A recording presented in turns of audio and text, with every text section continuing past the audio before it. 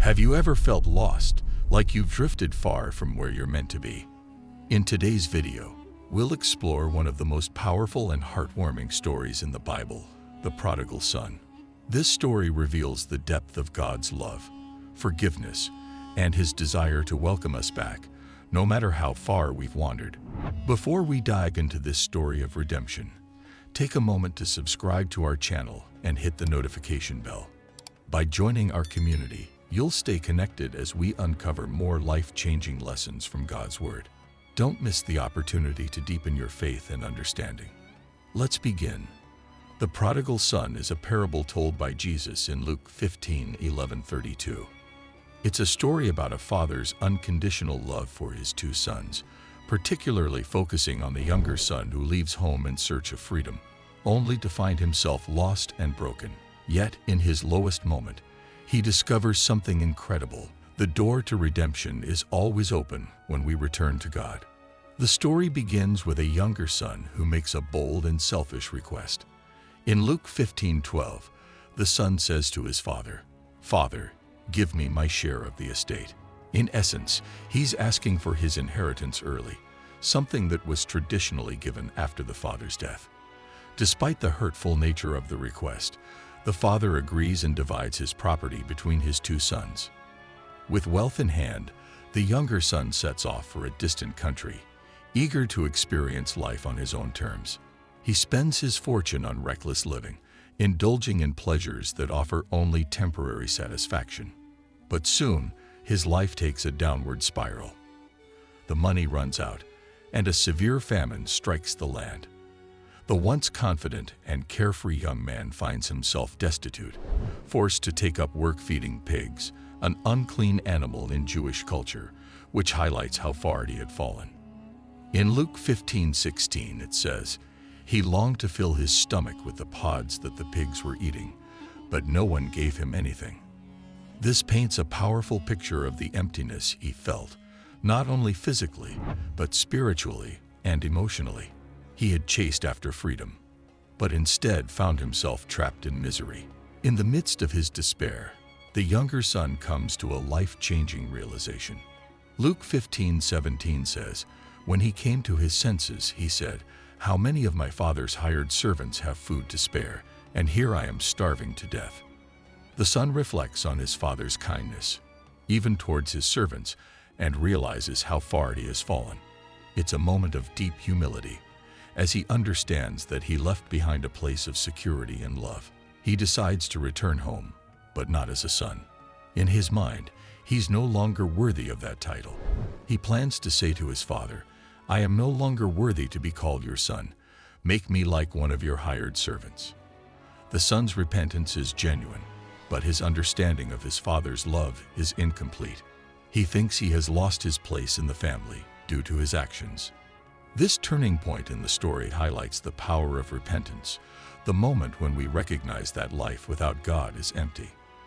The younger son's decision to return home is a powerful metaphor for how we too can turn back to God, no matter how far we strayed. As the younger son journeys back, rehearsing his apology, something incredible happens. Before he even reaches home, his father sees him from a distance. Luke 15:20 says, "But while he was still a long way off, his father saw him and was filled with compassion for him. He ran to his son, threw his arms around him, and kissed him." This is the heart of the story, the father's unconditional love. He doesn't wait for the son to reach him or demand an explanation. Instead, he runs to his son, embracing him before the son can even express his repentance. The father's love wasn't based on the son's behavior or merit. It was always there, waiting to be poured out in full. The son begins his rehearsed speech, confessing his unworthiness, but the father interrupts. Instead of treating his son as a servant, he restores him to his rightful place in the family.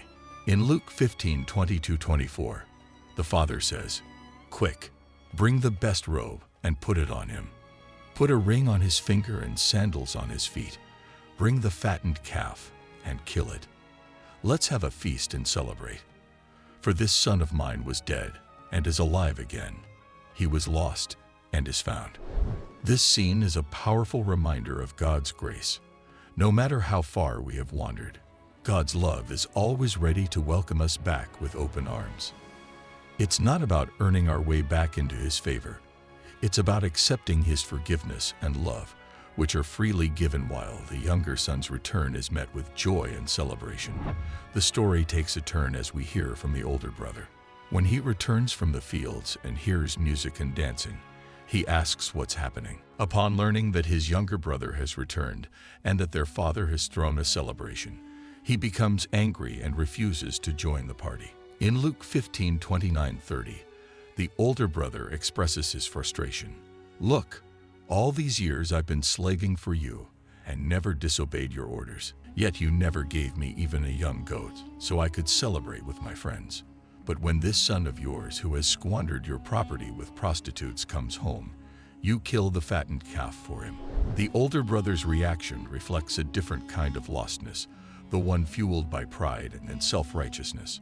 Although he stayed physically close to his father, his heart had drifted far away.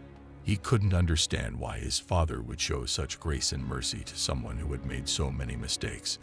In his mind, he had earned his father's favor by being obedient, while his brother's failures should have disqualified him from such a celebration. But the father's response is profound. In Luke 15:31-32, he says, "My son, you are always with me, and everything I have is yours. But we had to celebrate and be glad, because this brother of yours was dead and is alive again. He was lost and is found." The father reminds his older son that love and grace are not earned, they are freely given. This part of the story speaks to those of us who may struggle with bitterness or comparison, reminding us that God's love is abundant and extends to all, regardless of past mistakes. The story of the prodigal son is a powerful reminder that no matter how far we have wandered, God's love and forgiveness are always waiting for us. Whether we identify with the younger son who strayed far from home, or the older brother who struggled with pride and resentment, the message is clear. God's grace is freely given to all who turn to Him. If today's story has touched your heart, take a moment to subscribe to our channel and hit the notification bell. By joining our community, you'll stay connected to more life-changing stories from the Bible that inspire and deepen your walk with God. Don't miss out on the wisdom that can transform your life. Now let us pray. Dear Heavenly Father, we thank you for the powerful message of redemption and love that we see in the story of the prodigal son. Help us to remember that no matter how far we've gone, you are always ready to welcome us back with open arms. Teach us to let go of pride, resentment, and fear, and to embrace your grace fully. Guide us to live in the freedom and joy of knowing that we are loved unconditionally. In Jesus' name, we pray. Amen.